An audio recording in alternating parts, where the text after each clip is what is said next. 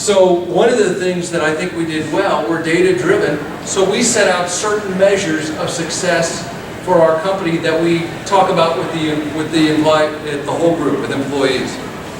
And one of the things that was important to us was how these measures change over time. So marketing success per loan officer. This is, am I making my clients money? We've measured this 6 different ways over the last 10 years. Every measure is a little bit closer to accurate. We're constantly tinkering with it because their definition of success has changed. Ours have to as well. So one of my problems is I like tinkering too much, and I had to promise not to change them more than twice a year. But it's something that understanding and then being able to say, so every month we put up our charts. This is where we are. This is how we're doing. This is what success looks like. I need to train you to get there. I got to be able to define it. So I think that's helped us a lot in communications and building culture and in getting people focused on the right thing. So let's talk about the transaction process. So the first time I met our investment banker was 5 years before we closed. I met him, through friends. And I started talking to him about, we raised money when we started. We knew eventually we'd want to sell because that's what I promised all our investors. So what should we be looking at? What should we be measuring? What are the types of things that people want to see? And I would talk to him 3 or 4 times a year. And what was great was we built a personal relationship. So, after we sold, I was down in Florida and we went out to dinner. I like it. That's important. But it's something where it is hard. So I started, so we talked over time, and we decided, I saw him last year in October, and he always said, the mark for success is you got to be at 10 million in revenue and 2 million in EBITDA. That's when strategic buyers really start paying attention. We weren't there. We're on the way, slowly. But we weren't there yet. But what we did was we said, he came to us, when we talked in October last year, and he said, you know what, the market's changed. What you're doing is a hot commodity right now. He said, I think it's time to get into the market. So February we built this massive book. And I gotta tell you, he knows as much about our company as I do. And he knows how to talk about our company in a way that I didn't. And he had to teach me. It's this fascinating process that you go through. And it took a while, but in July we signed a letter of intent, and in October we closed. It took a while. It was very grueling. It became my job in addition to my other jobs, but it was worth it. So how did it end up working? It starts with the people you hire. Our professionals made a huge difference. So our investment banker, he was great, Alan Toto from Houlihan Lokey. Financial deal advisor, that's our board member, David Pritchard. He works at Kerber. He was great throughout the process and, continues to be one of my friends. And then we hired attorneys. We hired Brian Cave. How painful is that? So, I can tell you this, that the advisors, that the professionals that we had working on our deal, I can point to, first you got to take the investment banker out. He's the one who got you started, he's the one who got you to this level. The other 2 advisors added over $1 million to our net because we had the right people. Because they defined it right, because they negotiated right, because they taught me, and they worked through the process the right way. It is hugely important. It's not to say it's not expensive, because it's expensive. We had the right cultural fit. It's on the bottom, but we understood what we wanted. We wanted to take care of employees, clients, and shareholders in that order. Because that meant a lot to me.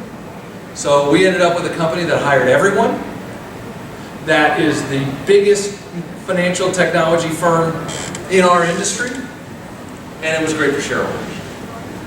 So understanding what you want, understanding the culture of where you're talking to. And it's hard to figure out, right? You go talk to these guys and you're selling your concept and, you know, they're being pretty tough on you. But you got to try and take some time to understand the culture of where you're going to make sure it's a fit. Because if it's not a fit, then it's going to all blow up. And that's not good for anyone. So, you know, I also know that one of the things that really helped us is the culture that we had built in our company over time. Because I told you, I want to spend half my time in front of clients and prospects and half my time trying to sell my company. And the other half of my time being in my company talking to our people. Well, you just don't have time to do all three. So you need a strong culture that can withstand that. Because when you start going through this process, all your time is going to be taken away. And unless someone's there managing it for you, or you've got a machine working, your results are going to fall apart. And if your results fall apart, your deal's going to fall apart. So it was, you know, one of the things that our professionals were very good at is saying, what's going on with your results today? Our investment banker was great at that. He's like, I want to see your monthly financial statements because I want to know where you are every month because I want to know if we got a problem before it's a problem. So having people with that kind of experience that can help you makes a huge difference. So what does victory look like? It looks very similar. But it's also very different. You know, we have 45 employees. Well, now I work for a company with 850 employees. So they're based out of California. So in the 10 weeks since we've sold, I've been in California for 5 weeks. You know, but now my job is integration. Now my job is saying, where are all my people going to end up? How can we plug them in? The company that bought us has 2,000 clients. We have 180. So we've got some good targets to go after. How do we get ourselves ready for that? How do we integrate? So it's spending a lot of time there, but it's spending time on good stuff. So it looks similar, but it's very different. I have a boss now. That's a very odd thing. So so it's like, I guess it's my third week. I'm talking to my boss. I'm like, oh, by the way, I'm on the phone with him. I'm like, I'm not going to be able to make our meeting next Monday. I got this other thing that I set up. And he's like, really? It's our first meeting, and you're blowing me off. I'm like, well, Joe, technically, it's our second. I skipped the one on Monday, too. It's hard having a boss, but he's great about it. He understands. He bought us for our team, not for our functionality, not for this great program we've got. He brought us because it's what we do well. So you got to give people room to do it. So that's what I got. That's our story. Questions? Yeah. Yeah, Jim, I was wondering if you could say a little bit, did your employees have any stock or options in the company? And what's your kind of philosophy around that issue? You know, we started working on that a year and a half ago. We had a guy that we gave some options to, our sales manager. He parted ways, so we got that back. None of our employees had stock. So it was, we set up some profit sharing, so we set up a lot of bonus programs. It was something that we were going to get to for one or two other key employees, but we just never did. So, one of the things that we did to try and help with that is we took a pretty good chunk of proceeds and every employee got money from us.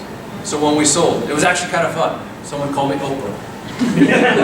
We announced this, and so when we closed, we actually gave out envelopes to everyone. Everyone got $1,000 in cash.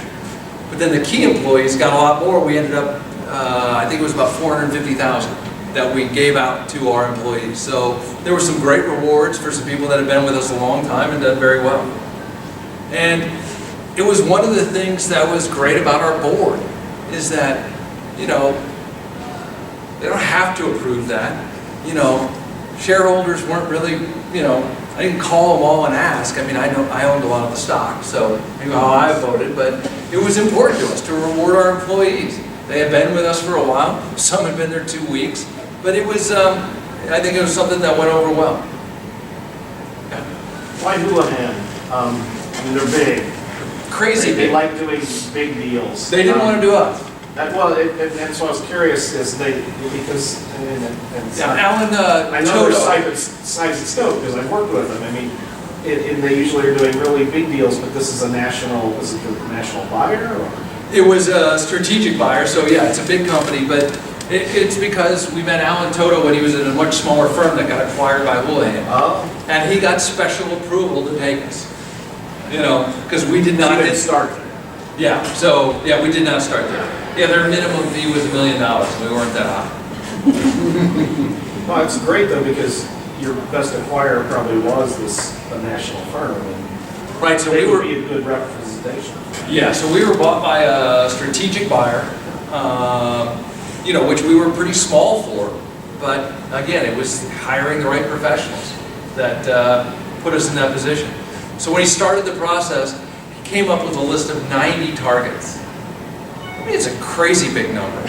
And, you know, but that's what he does. I mean, he's a sales guy. He's out there saying, I know that these 5 are going to be really interested, and these 20 we got a shot at, but why not go after this whole group, and maybe I'll find someone who thinks they should be part of this.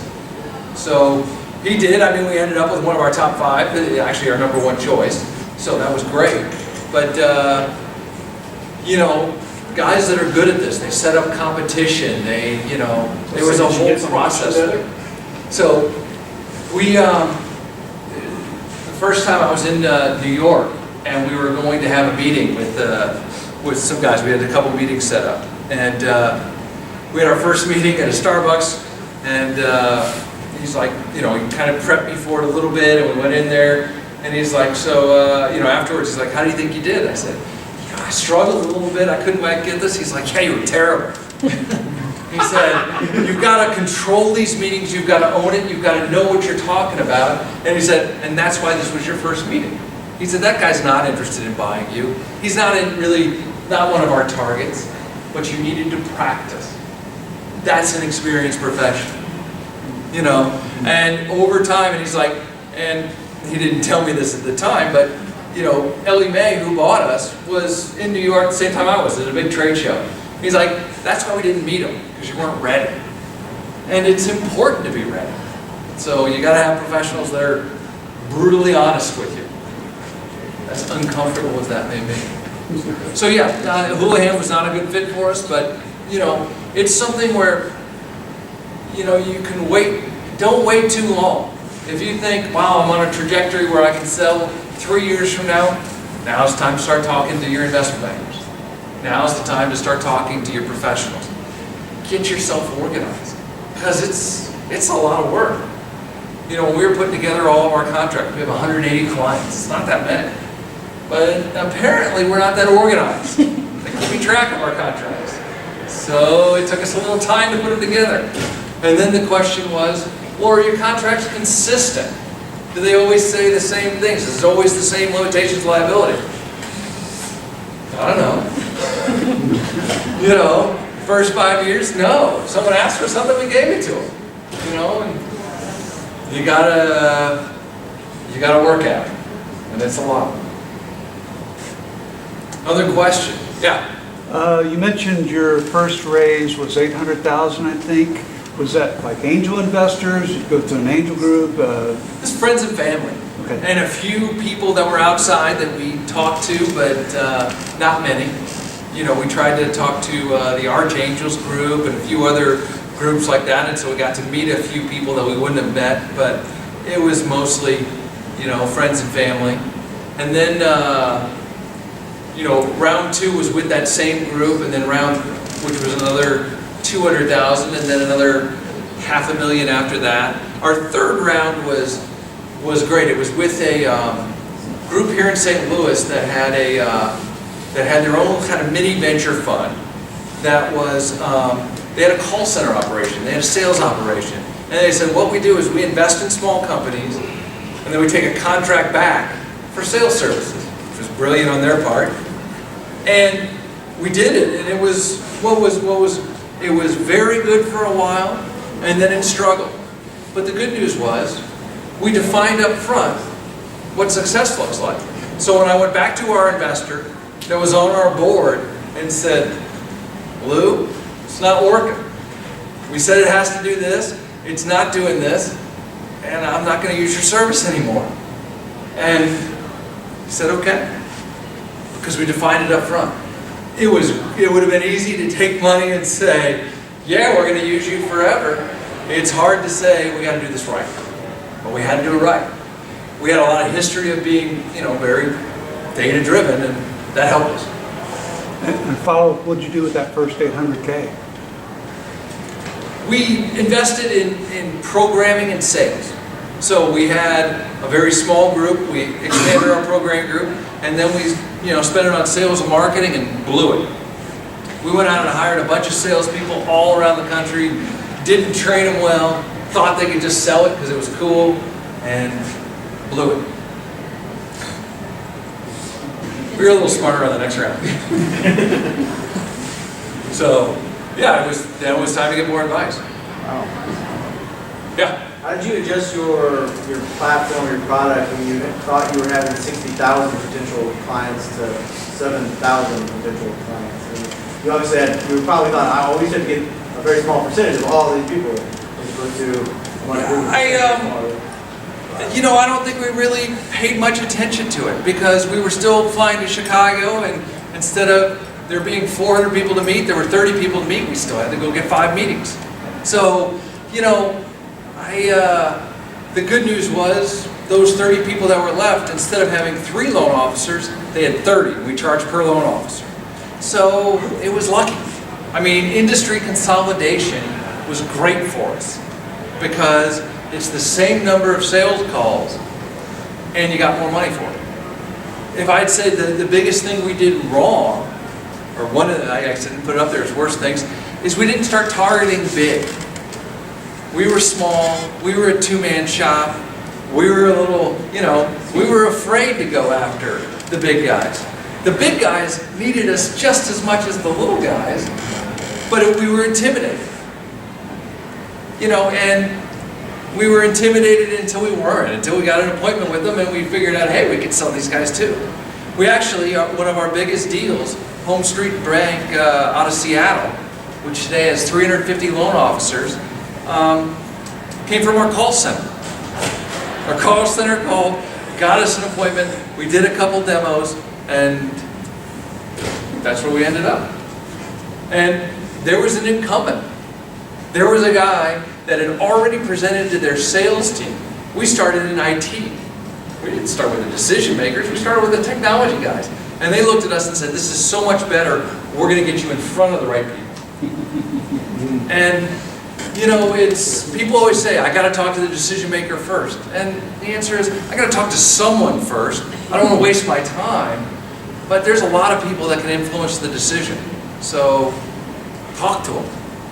And, it's, like I said, prioritizing isn't my strong suit. So, we just tried to have a lot of meetings. But I do think it's, going after big guys is something we should have done earlier, and we just didn't. So, it feels more intimidating, but it isn't. They have the same problems, they just have more of them.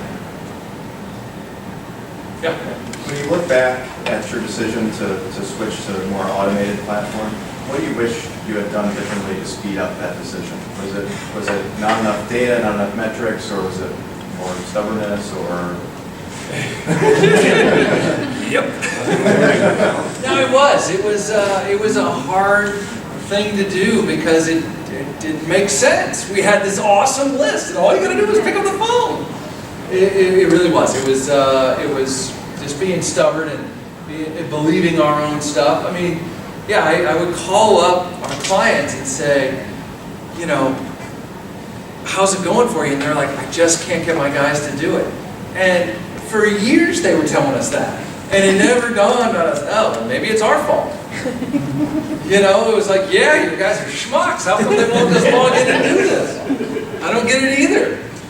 You know, it really is trying to look yourself in the mirror and say, all right, if someone tells you that enough times, you deal with it. And so it would have been deciding quicker. I mean, it was, you know, it was, but it's hard. I mean, it's what you believed in. It's, you know, one of the other ones for me that was hard was we just rewrote our software. And we have an entirely new user interface, and which is great. But it was really hard for me to admit that our old program was ugly. I think it was one of my clients who finally said, Jim, it's like Atari. It's like, all right, we'll redo it. Yeah.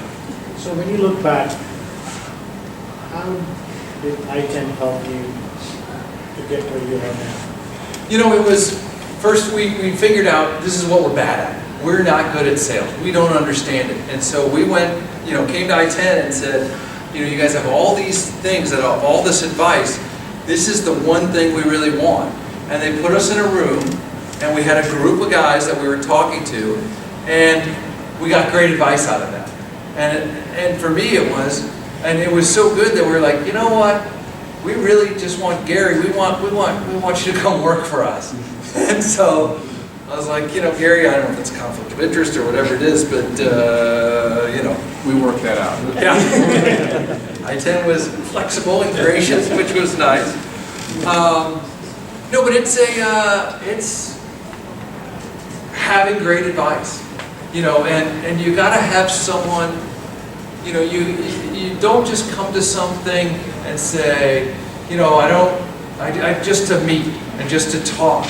You've got to say, this is someone that I really can connect with and I want to work with for a long time. You know, I also had some of that in my board, so that helped as well. But it's finding those places where you get good advice is so valuable. And, you know, we started with monthly board meetings, and then we went to 6 a year, and then we finally got to quarterly. Monthly board meetings is hard because it's every month you got to be ready, and it's really hard to do, but it helped us focus. It helped us stay on track. You know, the board came up with the idea of channel partners. If you guys are terrible at selling, here's a better way. All right, let's start figuring that out. So that helped us. Any plans, any plans for future growth or new company and new market? So I work for Ellie Mae now, which is, you know, and you know, my job, one, is making sure all my folks have jobs. And they did hire everyone. I want to make sure they have the good spot, that they have the right spot, that we're ready to grow. And so we probably get another 6 months of that. I love what I do. I love selling marketing services. I love database management. I mean, it doesn't make any sense, but it's fun. And it's fun talking to clients. I mean, what's great about what I do is I sell to salespeople. Well, salespeople are fun. So it's just you know, right now we have resources, we have capacity. So we sold end of October, and we had 12 people in our IT group, between developers and, you know, business analysts and so on and so on. We have 19 now. We can't hire people that fast. This company has resources and they want to spend it so we can grow. And that's fun. So that's what I want to do. Do you have a contract of how long you work with Ellie Mae before you are? I am an employee. I have an incentive plan over 4 years, but I'm an employee. They pay cash for our company. So it's, you know, the boss thing is, you know, it's going to take some adjusting. But, you know, my first job is integration. So my first job is to make it so that I have no direct reports. So no one reports to me. I'm going to walk out of my office, there's 45 people or 50 people, and none of them report to me anymore. Some of them really enjoy that. but it's going to be aha. And so, I don't know what the future is, but right now it's fun. So, Yes, did everybody move to California, or you got 2 offices now? no, we're all still here. I mean, we are, so Ellie Mae is based out of Pleasanton. There's 850 employees, 500 are there. There's 6 satellite offices, so we're number 6. So there's offices all over, whether they're from other acquisitions or other things. One of the things they like about us is, you know, they compete for programmers with Google, with Facebook. We're a little less expensive in St. Louis. So they're, you know, one of the things that's great is, you know, we have, you know, whatever it is, 19 in our IT group, that, you know, I can see in 5 years there'll be 50 people in our technology group. Because not just for us, for our growth, but, you know, to grow the company.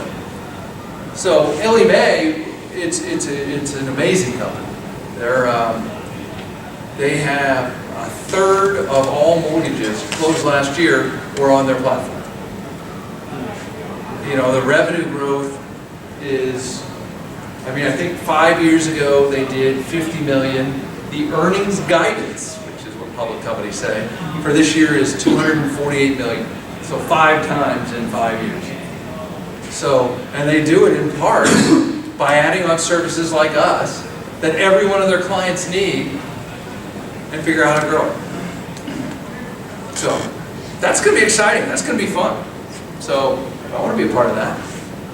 You know, you get into this because you want to win. This is a great way to win. Great. Well, thank you so much.